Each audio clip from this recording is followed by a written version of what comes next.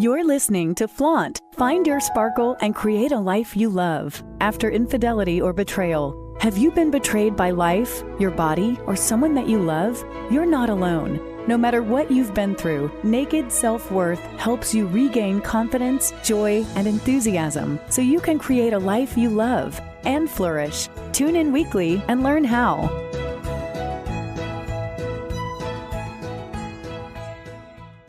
Hello and welcome to Flaunt. Find your sparkle and create a life you love after infidelity and betrayal.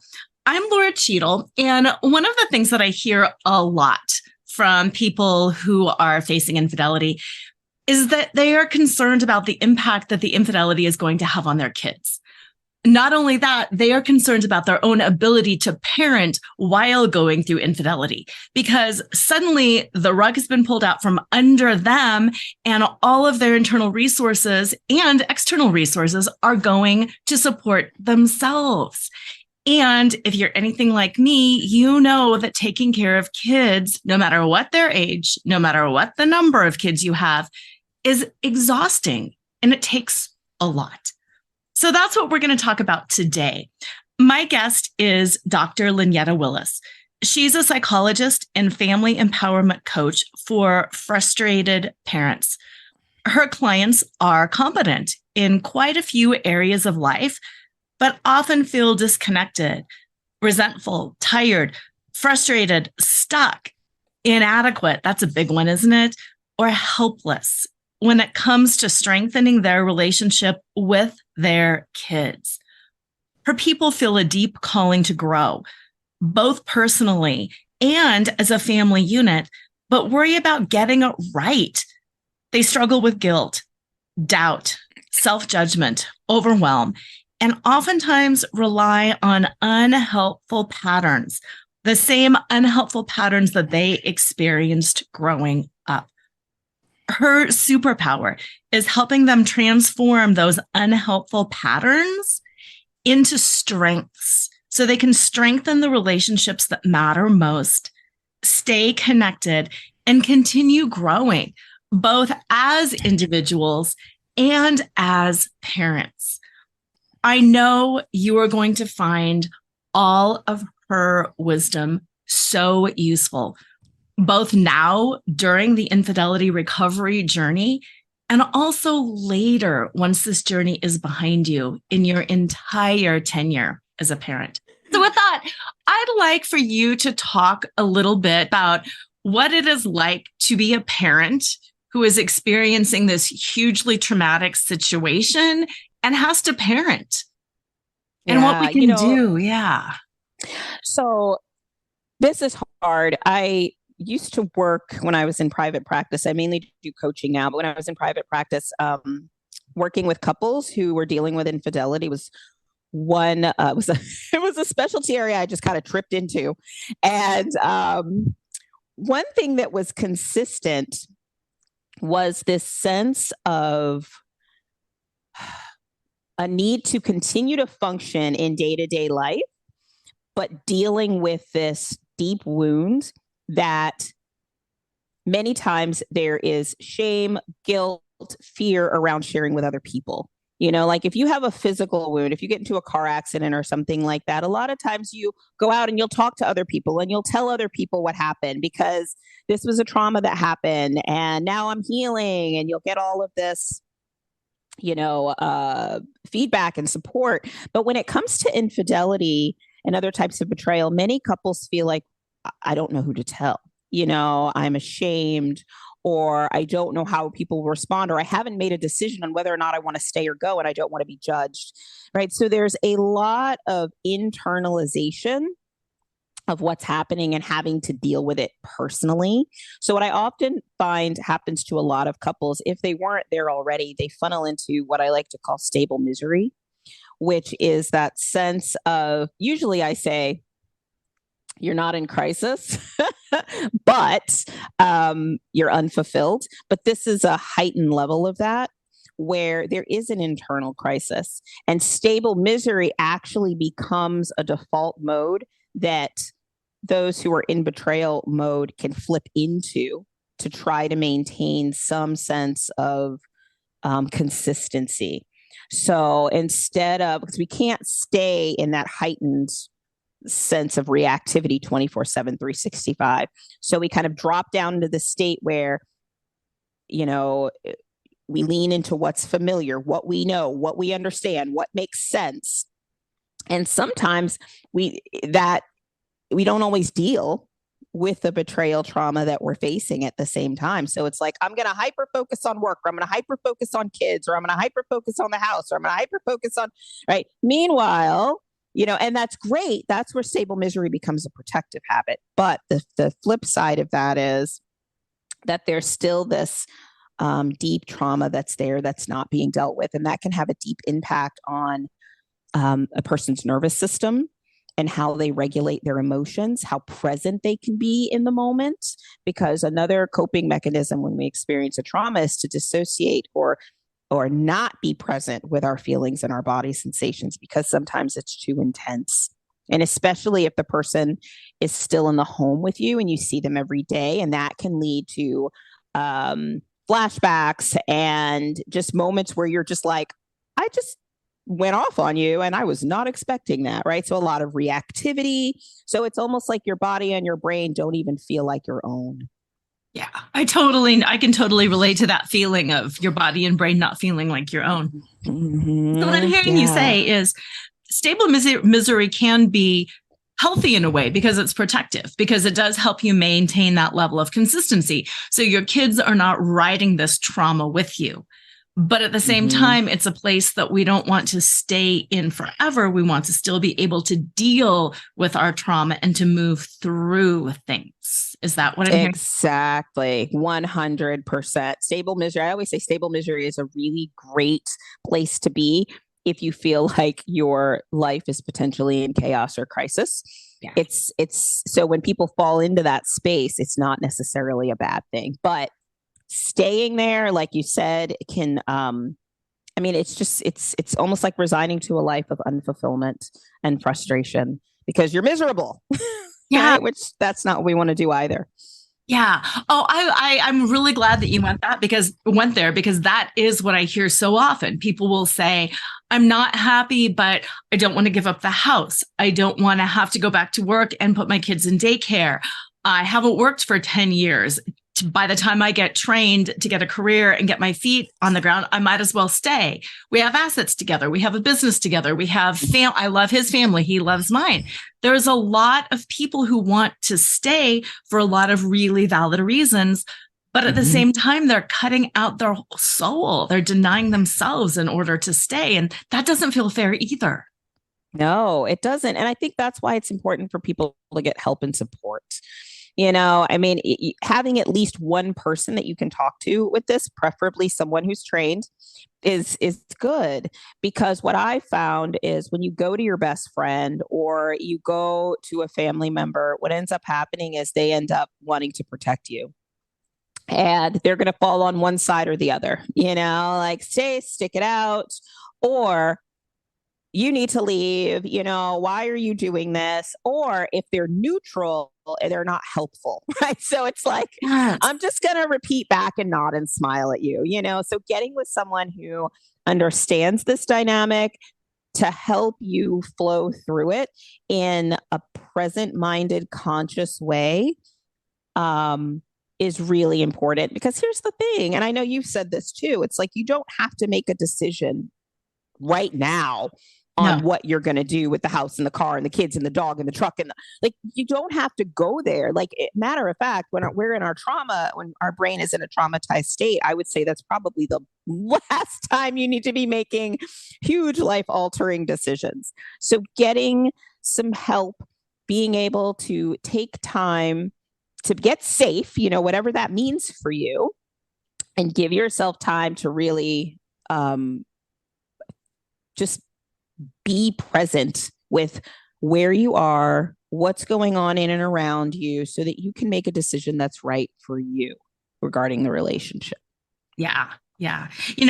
There's like 15 different directions I want to go right now. So I'm making some little notes because I'd like to come back to them. But be present. I want to start there because I feel like that is probably the most important thing we can do as parents is just to be present with our kids. And I feel like when I went through this with my boys, obviously they had their own trauma because of the situation.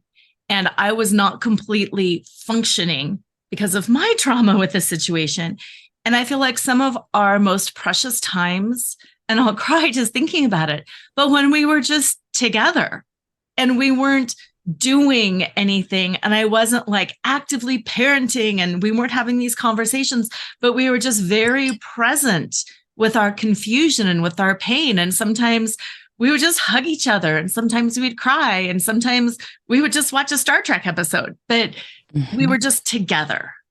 Yeah. Yeah. I mean, I go back to the car accident example. If you were in a car accident and you got hurt, you wouldn't be like, oh, I'm going to get up tomorrow and I'm going to go to yoga and I'm going to go to the grocery store and I'm going to go around and, I'm going to, play and dance and do all the things for you'd sit your butt down and you would heal. Right. And so, and you would give yourself hopefully some grace around the fact that you're not being super mom or super dad in those moments. Right. And so this is that same thing, like being able to, I talk about this all the time. I have a parenting program called Trigger to Transform for parents who want to raise their kids differently than they were raised, but struggle with the triggers and the overwhelm. And one thing I say all the time is, follow your impulse. What's your impulse around that? And when we're healing, what that often looks like is, and what I mean by that is, really check in. Like, what do you need? Are you hungry? Do you have to pee?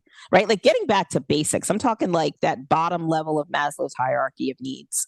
Right. And if you can just be present with those types of things, right, then that will help you to be present in the moment. If I'm focusing on, do I have to pee? I'm in the present moment.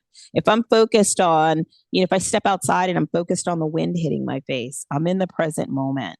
Whatever I'm doing that's allowing me to tune into my body sensations, what's going on around me. That's key. And like you said, even with your kids, you don't have to be, even if without betrayal traumas, you don't have to be 365. I can't be on that all that time. Right. No. So even if you just set certain times and say, okay, from 5 to 5:30, I'm going to be focused. I'm going to be present with the kids, and we're going to we're going to play with Legos, or we're going to go on a walk. Or maybe it's 5 to 5:15 or 5:10, right? Like whatever you can start with, giving yourself grace to say, like, I got to follow my impulse here. And I have to give myself, like, what's the most that I can muster right now to be able to be present? I mean, being on autopilot to get the kids up, get them to school, get them, lunches, get dinner fixed. Okay. But finding those moments where you can be present, be focused, creating that time, and then being able to get help, the help that you need for you is going to be important. You wouldn't have a broken leg and then sit there and try to heal it yourself. You'd go to a freaking doctor and you'd have them set it for you.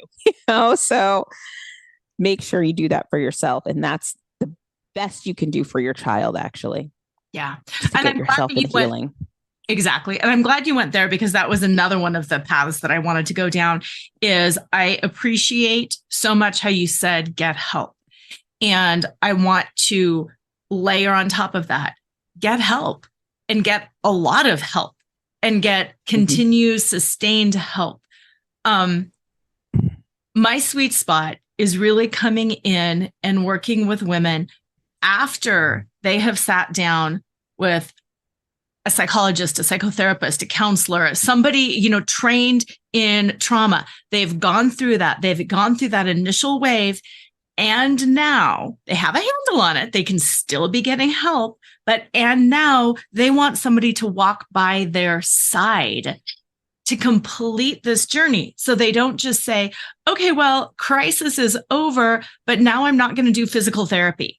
The bone has been broken. It's set, but it'll be fine from now on. No, this is like physical therapy. I will walk by you. I will continue to push you. I will continue to give tools so you can create a life you love on your own term. I've been there too. I know what it's like to get stuck. So it's not that been there, done that. I talked to a counselor once. Been there, done that. I talked to my minister. Been there, done that. I saw a coach. Continue to get that help because healing is a journey. It's not at 4:00 on Friday, the 29th, you will heal. Bing, it's over. It's That'd be amazing. Wouldn't it be nice?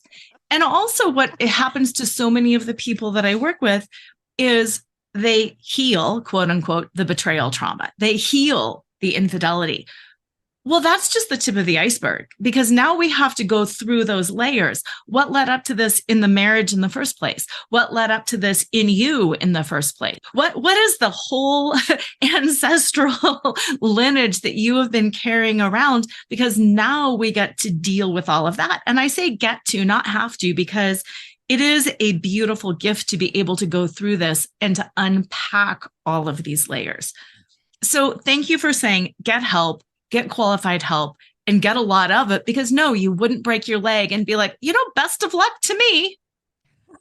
I'm just going to sit here for the rest of my life and let my leg do whatever it's going to do. Yeah.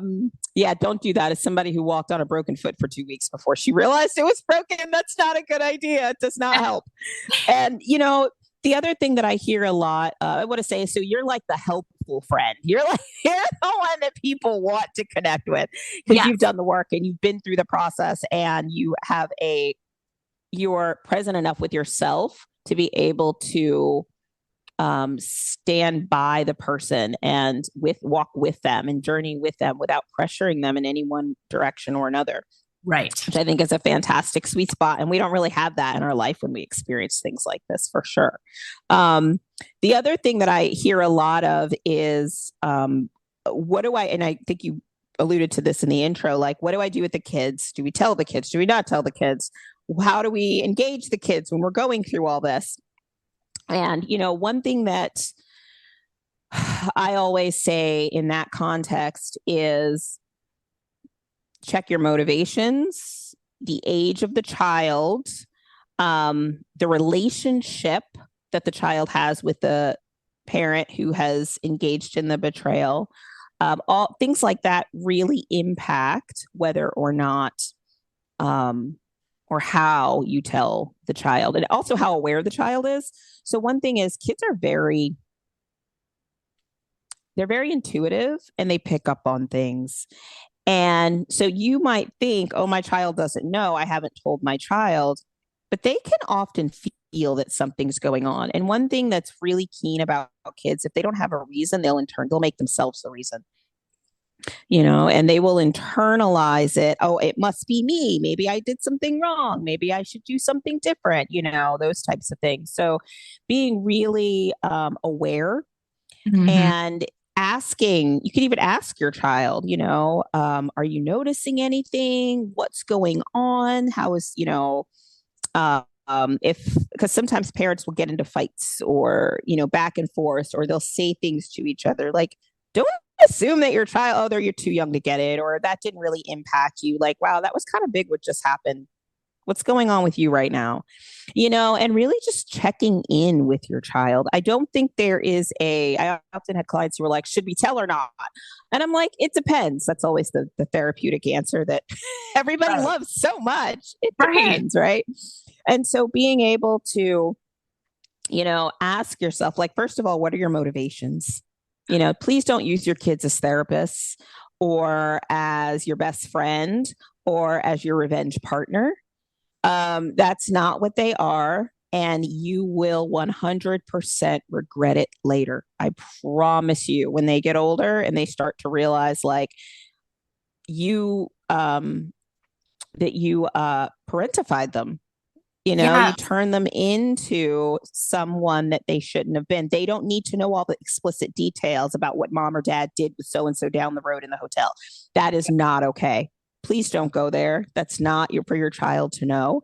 The other thing is, I always say, like, what's the minimum thing that you can say to your child so they don't self-blame and you're not lying to them and it's age appropriate?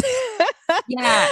Right. Like, so those are kind of the three, like the minimum I could say to you. So you don't self-blame. I'm not lying to you, and it's age appropriate, Yes. And so that could be something as simple as, hey, let's say it's the mom who was betraying, like, hey, mommy made a mistake. I made a big mistake. I hurt dad's feelings. And when you hurt someone, there are consequences. And it's my responsibility now to make up for that. And I'm doing what I can. But I want you to know this has nothing to do with you. It's not your fault. And mom and dad are working on it. And naturally, the child might be like, what'd you do? I know I would. Right. And at that point, it depends. If you can express it, again, please don't get explicit. I've had clients get really explicit, and it's like, why? Yes. Your 8-year-old does not need a soft core porn loop in their brain. Like, please don't get specific. But you could say something like, that's a super good question, and I'm not sure how that would help right now to give you those specifics. I don't think you need them. I think that would just add to your plate, and you don't need that right now. Your brain, not little brain, that's infantilizing, but like you have so much going on. It's not important. Or you could even say, like, I don't know how to answer that right now, but I just want you to know that maybe one day we can have that conversation, but I just want you to enjoy being you right now, and just know that we're working on it. And if things come up or you feel some kind of way, please don't hesitate to talk to me about it. And then lastly, I will say, if you decide to tell the child, because sometimes, especially older children, if it's possible to, if the parents are able to stay in the same room together, sitting down and talking with the child together, and having the conversation together, and letting the parent who engaged in the betrayal, if they're at a point where they're healthy, because that is not always the case, right? Like, if we're going to go into, well, they did this to me, and that's why I did. No, child does not need to be present for that. If it's going to be radical acceptance of my responsibility, I did something that hurt your dad, I'm making up, I'm doing my best. We're working through, we'll let you know what's going on as it's appropriate. Then that teaches the child. Like, some people say, like, oh, well, I was reading something where this woman was like, sure, tell your child if you want him to have PTSD and you want him to have horrible friendships and fail in school. And I was like, what? No. I mean, yeah, maybe if you hook up the video camera and you show them, but that's not necessarily a foregone conclusion on that one. Right. I really appreciate what you said, that kids are intuitive and aware, because they are. Mm-hmm. And especially what you had talked about earlier is being reactive. And if the parent still is in the home and suddenly you are the snippy one because you're reacting, your kids know something is wrong with you. Mm-hmm. They know the energy between the parents is different. The energy is in the home is different. And I just really appreciate that you said they're intuitive and aware. Yeah, they are. And they get it, and they pick up even when we think that they don't. And they're not always going to say, I'm picking up on something here. Should we talk? Like, adults don't even do that. No. Oh my goodness. No. Kids. No. Right. And the last thing I'll say that about telling the kids what happened is, especially teens and tweens, they can be very protective and somewhat unforgiving sometimes. Yes. So just be aware of that. Because what I've seen happen is they tell the kids, or usually the parent that was betrayed tells the children and is very hurt. The teen or tween gets very mad and is very angry at the betraying partner. And then they decide to reconcile. Yes. And now the teen and tween are like, are you freaking kidding me? Why are you letting this jerk back in here? Blah, blah, blah, blah. It's like, I don't know if this ever happened to you before, but when I was younger, I would have a fight with a friend or somebody I was dating or something. And then I would go home and I would tell my family all the horrible things they did, or I'd tell my friend all the horrible things they did. And then later on, we would make up. And then I'd be like, we're back together. And my family's like, you're an idiot. They're not allowed in this house anymore, blah, blah, blah. I'm like, but no, wait, right? And so also realizing that what you tell them can impact their relationship with either parent, really, in either way. Like if you take, let's say dad back, now your child's looking at you like, are you freaking nuts? If you break up, oh, well, my dad destroyed the family and now they're, so also being aware of the way that you communicate it, because it's going to impact the kids regardless. And they're going to have their opinions, whether or not, if they know, but how you approach it and the boundaries that you set up and the energy that you bring to the situation can make a huge difference. Yeah, because you're absolutely right. It is such a fluid, flexible situation. And there will be times, I know I went through, I hate you. I never want to be together with you again. I went through the hysterical bonding. Oh my God, I can't live without you. Everything we're going to do, I'm going to make it work. And that would flip-flop day at a time. And had I told my kids at every little whim, they would think I was psychotic. And I think moving through trauma, sometimes you do act a little bit psychotic, and that is okay because it's part of the journey, but it's not the kids. The kids don't need to know that. They don't need to be aware of every single little nuance. Not at all. If you need to telling them like the beginning, mom hurt dad, we're working through it. And then maybe little things in the middle if they have questions. But again, feel free to say, I don't know how to answer that, or I'm not really sure that that's going to be helpful to you right now. And even asking like, how do you think that answer is going to help you? Like if they're like, who is this person that mom or dad was with, right? Help me understand how that information is going to help you. Right. And so, because sometimes it can feel hard to shut the kid down and be like, no, I'm not telling you. Or it can feel hard to just be radically open, as dad's secretary, so asking them, how do you think that, like, what do you plan to do with that information? Help me understand how that's going to help you or help your relationship. Like, why do you want to know that information? What are you going to do with it? Can be helpful and also help the child to understand, like, well, I want to know whose tires to cut. Right. I think I just need to know. I feel like I can't stop thinking about it, and I think it'll help me. Right. And then at some point you might realize like maybe we need to put our child in therapy. Maybe our child needs to get some help and some support, especially if they can't stop reeling about it. Yes. And you're right. So much of it is situation specific, because so many of the people that I've worked with, the affair partner is the aunt. The affair partner is the mom at baseball. The affair partner is in the child's life. And that's a tough call too. And sometimes the kids don't need to know anything, and sometimes they need to know little pieces of it. But I really liked what you said. How will that help? And to question your motivations, because sometimes really what the kid is just asking is, will I be safe? Because I know with my kids, so many times I would say to them things like, I don't know. I don't freaking know any of this. But what I do know is I'm going to love you forever. What I do know is everything in my being is going to go towards protecting you and keeping you healthy and safe and happy. I know that. I don't know anything else, but at least I know that.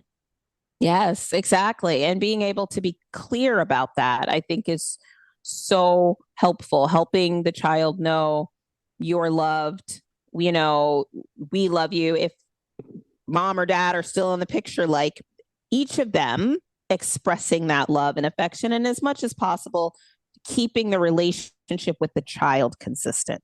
Yeah. Because we're going to have our moments, but at the end, I've heard people say like, the betrayal partner you cheat on the whole family, and I'm like, I push back on that just a little bit, because your child didn't marry your husband. Your child didn't marry your wife, right? Like, and when we say it in that context, now it becomes, you've cheated on me and my child. Therefore, me and my child need to heal from you, or need to be against you. And now you put your child in this very awkward position in your head around who they are and how they are supposed to feel about dad. And that can lead to like the revenge disclosures and, well, did you know your dad did that? Because now we're on the same team here because we were both cheated on. Now, you might have both been betrayed, but you weren't both cheated on. Right? You might both, like, dad might have skipped your birthday party because he was with her and then lied to you about it.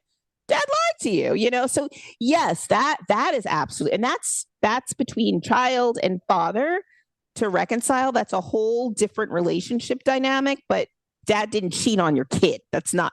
Yes. What? Dad's not married to your kid. Yeah.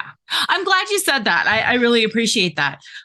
When I was practicing law, I was a guardian ad litem for a couple of years. And a guardian ad litem is an attorney appointed by the court, typically to represent the best interest of the child, whether it's a juvenile case or a custody case. And I often come back to that because the best interest of the child is what predominates. And it doesn't matter what the marital relationship is. What is in the best interest of the child? Is it in the best interest of the child to have a relationship with both parents?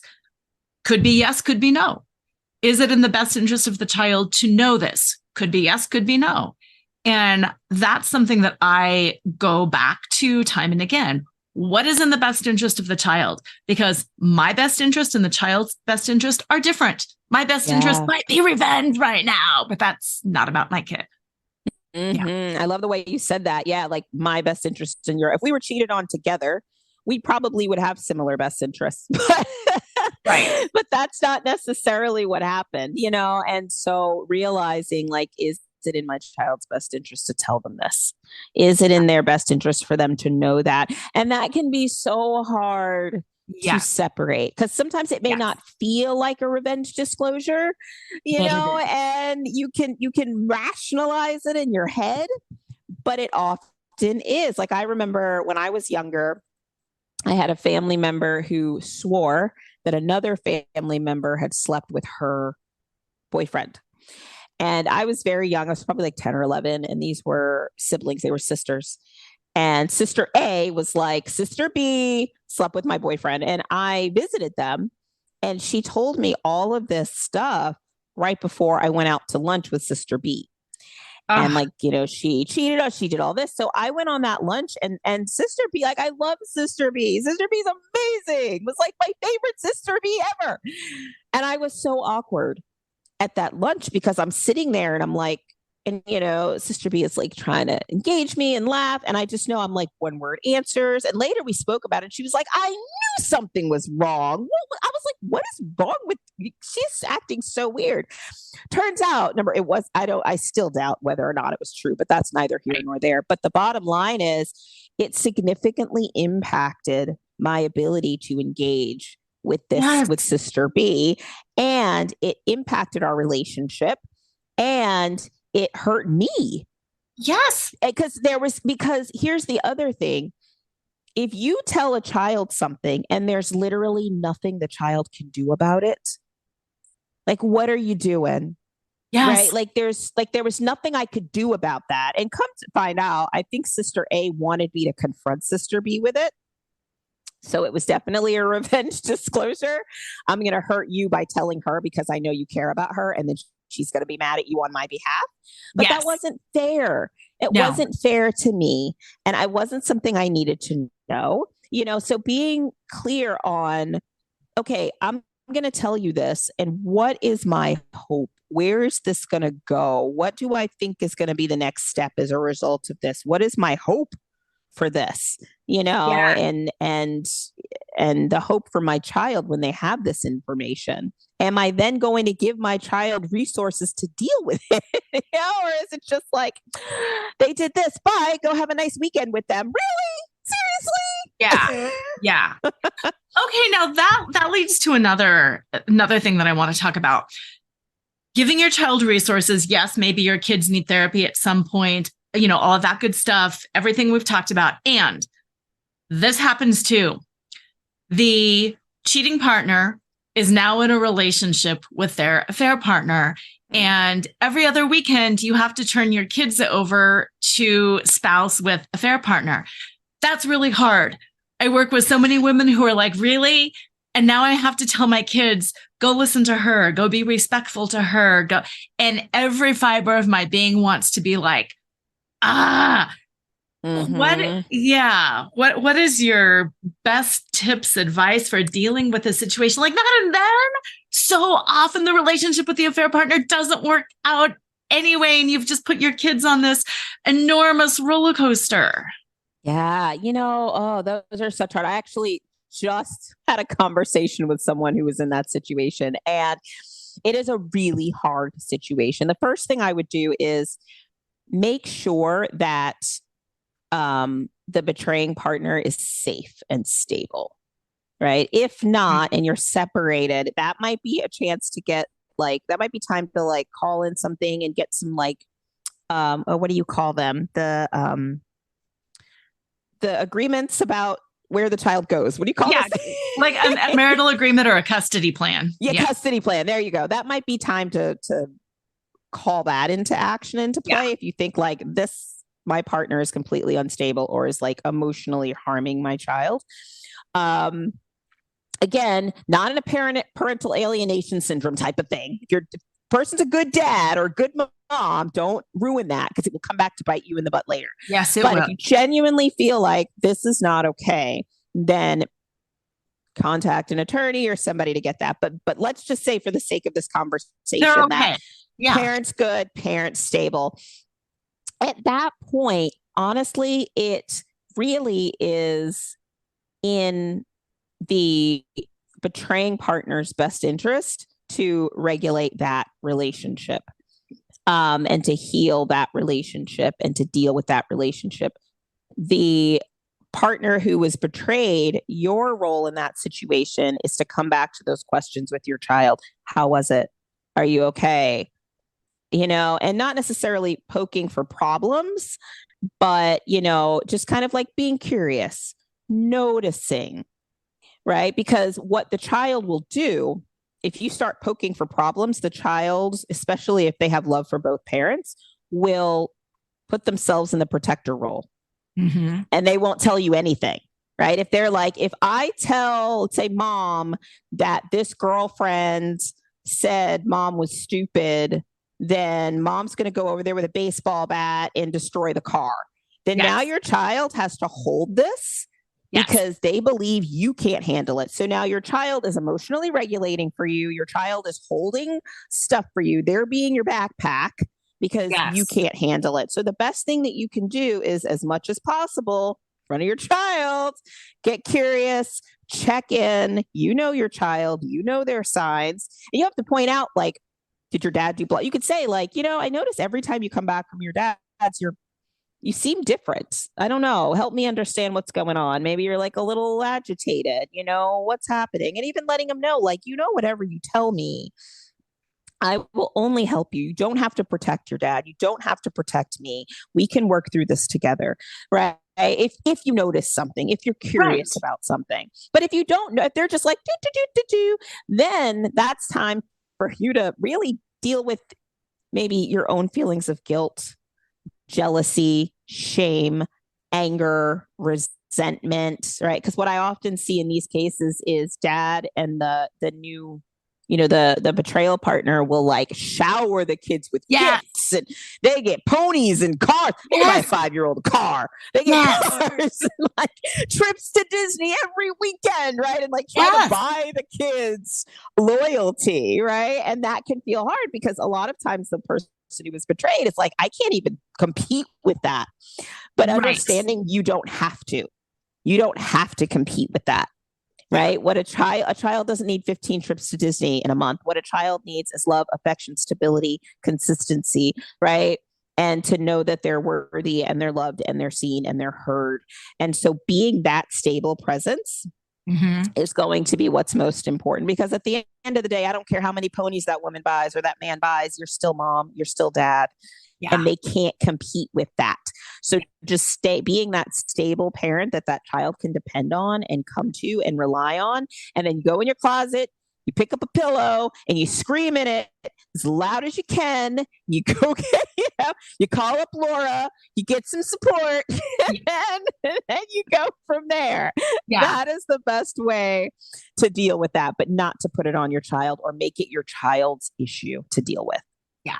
I'm so glad you said that. And please know, listeners, it is common. I mean, that is what I hear so much. Great. Dad's off with a fair partner and they're going on a cruise. They just redid their bedrooms. They just got a whole new, when you say pony, I'm laughing because yes, that ponies have been purchased. And then kids come back to the betrayed partner and they're like, this is amazing. This is perfect. Well, an affair oftentimes is fantasy land. And they've just created this little fantasy land. And it's really hard when you are the betrayed partner and you're the only one in reality. Yeah. And it's hard I'll lean a little bit into the betrayer too, because how do you have that discussion with your kid, right? Of like, oh, not only did I hurt your other parent, but now I'm here with the person that hurt. Hey, don't pay any attention to the man behind the curtain. Look over here. Yes. Look at the pony. Look at the car. Look at Mickey Mouse. Look at whatever you want. Yes. Just please don't look at this really screwed up, twisted situation we got going on right here. Right. Yes. So it's also a defense mechanism in most cases. Like if you weren't buying Lamborghinis for your 8-year-old before this happened, and now all of a sudden you are, there's a good chance you're doing it either out of guilt or out of a feeling like trying to avoid shame. Right. And then also realizing too that, everything crap rolls downhill. Yes. Right? So eventually it's going to land in your lap. You are going to have to face this at some point. Eventually Mickey stops singing. The car runs out of gas. Okay. The cruise ship docks, the pony goes to sleep or whatever. And you're going to have to face reality. Your kid's going to have questions, especially the older they get. Might be all cute and friendly when they're really young, but the older they get, the more questions they have when they start getting into relationships, right? They're going to start wondering, oh my gosh, you know what? Dad cheated on mom or mom cheated on dad. And now we're in this situation, right? So eventually you're going to have to face the music at some point. And if you just keep throwing stuff up in their face, eventually that child will probably just be like, whatever, I can't talk to them about this. And they'll probably end up leaning more into the more stable open parent anyway. So either way you handle it, it's going to come. You can either pay now or later. One of the two. Right. Or, mentioning generational trauma earlier. I think we mentioned that earlier. You're putting it on your kids to, at some point, they're going to have to deal with it in their relationships, your grandkids, your great-grandkids, because tying this all the way back around to the beginning, when you said it's hard to have somebody to talk to. And when you talk to somebody who is not trained, you get weird responses. In my experience, when I have talked to people who aren't trained, or when my clients have talked to somebody who aren't trained, inevitably they hit upon somebody else's trigger because this happened to them too, or this happened to their mom too, or this happened to their dad too. So they have all of these weird triggers inside, and you've just ripped a scab off of an unhealed wound. And suddenly they're vomiting stuff all over you that's a generation back or 2 generations back. And they're just giving you more pain that they never knew how to deal with. And now you're not dealing with yours. And it's just, Exactly. And that's why it's so important to deal with it now and speak to it. Like I have alcoholism runs in my family all over the place. And I've been talking to oh my gosh, it's my son's birthday today. He's 15 today. And so 15-year-old, that's crazy. But I've been talking to my kids about this since they were really young, like probably my daughter is 11. So probably when they were like, my daughter was maybe like 5, 6, something like that. I let them know in age appropriate ways about alcohol and how it's impacted the family and how it impacts the body and how people have died from it.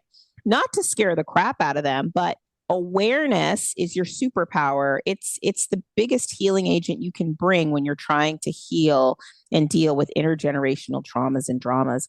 The reason why they keep transmitting from generation to generation is often because it's not acknowledged. We just push it under the rug. We throw a car at it or a horse at it, and we don't name it for what it is and open the door and allow conversations to be had. Now, again, not saying the conversation needs to be had a week later. I mean, it might not happen until a year later, that's fine, 2 years later.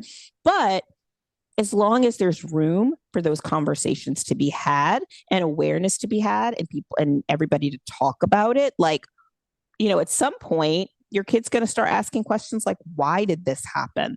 How do can I avoid it? Like, hey, I'm with this partner and I'm noticing this and that, right? And they'll be able to start noticing those cycles early and be able to pull back early. Yeah. And also when you said have the conversations, I also want to foot stomp that it doesn't have to be, we're going to have the whole conversation about what led up to the affair, your father's trauma from his, and then my wounding, and then my codependency. And we can talk about little tiny chunks along the way, because otherwise nobody can hold all of that. No, you're going to freaking vomit all over your kids, like emotionally vomit all over them. They don't need that either. That goes back to the age appropriateness piece. Yeah. And a lot of times when the betrayal happens, especially early on, nobody knows why, right? No. Like, and the answers you give originally are stupid. Like, oh, you're not affectionate enough, or, oh, you didn't remember. Not stupid. I shouldn't say stupid. They're superficial. That's probably a better word for it. They're not stupid. They might have impacted it, but it's very superficial, right? Yes. And sometimes it takes years to dig really deep down and say, okay, I get it. Maybe your partner wasn't affectionate enough, but there was 50 things that you could have done to deal with the fact that my partner's not. You chose this one. Yes. You chose bringing a third person into the relationship. Why did you choose that as the option that you had to go to? That's where that deeper work lies. And sometimes it does take months, years to get to that depth, to be able to honestly answer that question for yourself, let alone anybody else. And same with the person who's betrayed. It's sort of like, okay, this was how you reacted to that. There could have been 50 ways that you react, but you chose this way to react. What was that about? Yes. Right? Yes. I like that you talked about that depth too, because in my situation, we're almost 6 years out. We're still going deep. We're still refining. We're still understanding.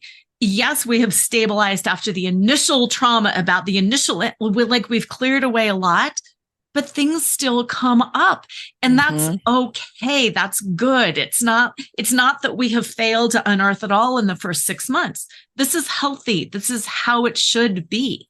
Yeah. Yeah. Very, very true. And I mean, that's the way trauma works.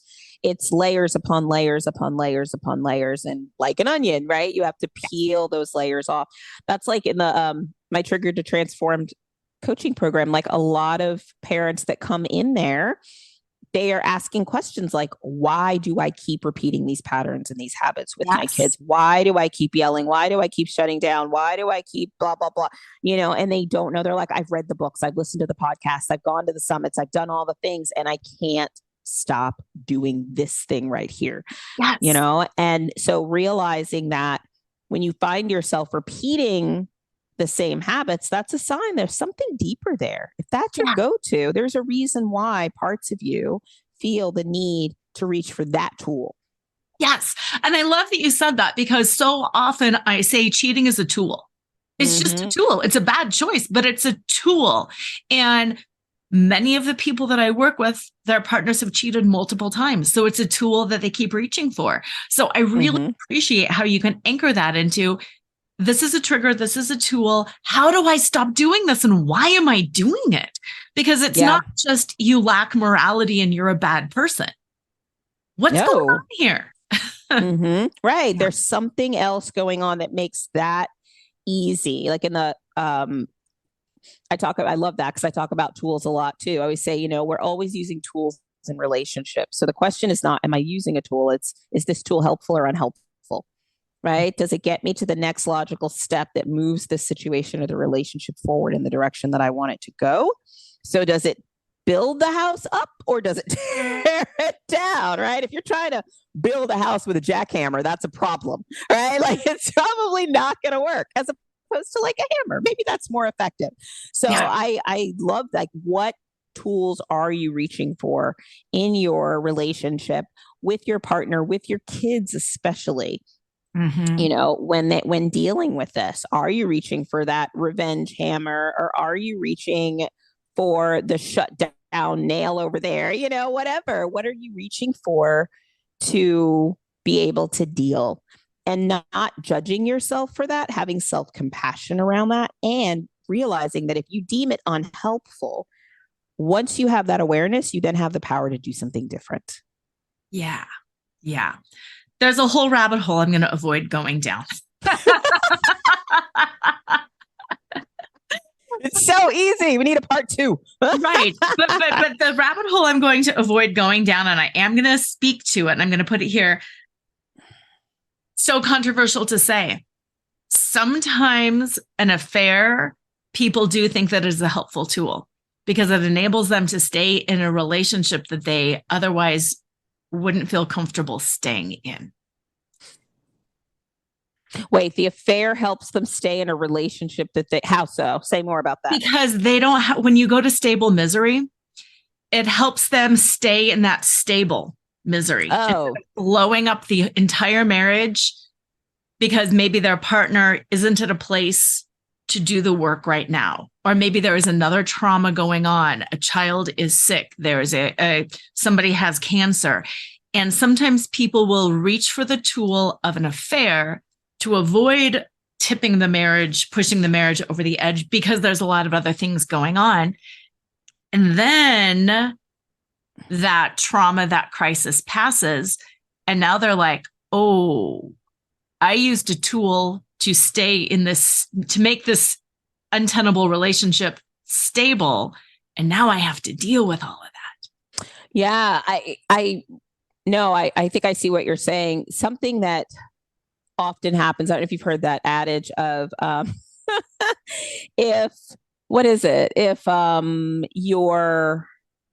if your hand hurts, like stub your toe. Right? Yes, that's it. That's it. Yes. My hand hurts. The pain is unbearable. So I'm going to stub my toe. So now I can focus on the pain in my foot and the pain in my hand isn't there anymore. Right. And when you think about 100%. It that way, it's like, well, that doesn't make sense. Now you're just in double pain. But in the moment, it kind of does because you just took away the attention. Now your hand doesn't hurt as bad, does it? Right. Yeah. And so from that perspective, absolutely, I could see people subconsciously creating dramas to avoid dealing with other issues that pop up. I see that a lot with couples too, even with lesser things like, you know, I always say like, it's never about the laundry. It's never about, once again, you forgot to put more gas in my car. It's never like, if you find yourself fighting over and over and over again about the same little things, it's not that. It's really not about that thing. It's something deeper. And that just is like the field that you're playing on. But there's another game. There's another, factor or another process or dynamic that you're playing out through that because that laundry basket or that gas tank are safer. It's safer to talk about whatever it is from that perspective. So if your idea is on a subconscious level, you brought in a third person because it's like, oh, it's just so much easier to fight about that, to do that thing, than it is to talk about the other things. Sometimes people blow things up to make people feel. When I was in training for couples, I had a professor who would tell this story about how he had a couple in his office. And this one woman was like, if you don't pay attention to me, I'm going to cheat on you. And then came back the next week. It's like, if you don't pay attention to me, I'm going to cheat on you with someone we know. If you don't pay attention to me, I'm going to cheat on you with our neighbor. And then she cheated on him with the neighbor. And he was like, she cheated on me. And she was like, I told you I was going to do that because you didn't. I mean, what may not have been pay attention, but it was something like that, and it was interesting because his point was sometimes we do things consciously or subconscious. And he was like, that was literally a true story, by the way. But he said, oftentimes it's not that clear. Or somebody's like, I will do this if you don't do that. Like, I'm telling you what I'm going to do before I do it. Right. And sometimes what ends up happening in those situations is often, it's not that conscious. It's often very subconscious, but we do it to get a rise out of the person. Like, you're not doing this thing. If I do this, then maybe you'll do that. You'll notice. Yeah. And it's like, again, not the most helpful tool, but I get it. Yeah. Like, I can see the logic. I can follow the logic. Yeah. And I think having that awareness, at least for me, having that awareness of all of these different layers and levels, and that helps me be a better parent. Because again, it's not that blame and that judgment. You did this to me and you're horrible. And how could you? It's wow. It's zooming out and being like, humans are really fascinating. The brain is really fascinating. Isn't this crazy? Wow. Let's keep unwinding this and see where we're at. And in the meantime, I'll just try to be the best parent that I can be. And that's where I want to end this. How do you function when you've made horrible mistakes with your kids, when you've had a trigger and you've blown up and you've screamed psycho things at your partner, where all of a sudden you realize, I told my kids something and that was with horrible motivation. I wanted them to hate their partner or their father. I wanted them. How do you recover when you've made some really bad mistakes? Yeah. I mean, the first step is acknowledge it and apologize. You know, a lot of times we try to defend it and make excuses for it, and that doesn't work. So acknowledge it, apologize, and then move on, you know, and then go from there and figure out, based on how the person responds or reacts, what does it take to reconcile that relationship. Kids are super resilient. They can bounce back if they have a foundation to bump up against that's solid and hears them, sees them, and understands them. So if you can stay as stable as possible and realize like, hey, I screwed up. And that the good thing about that is it helps them within themselves to reconcile the disconnect that they were probably experiencing anyway from what you said and did.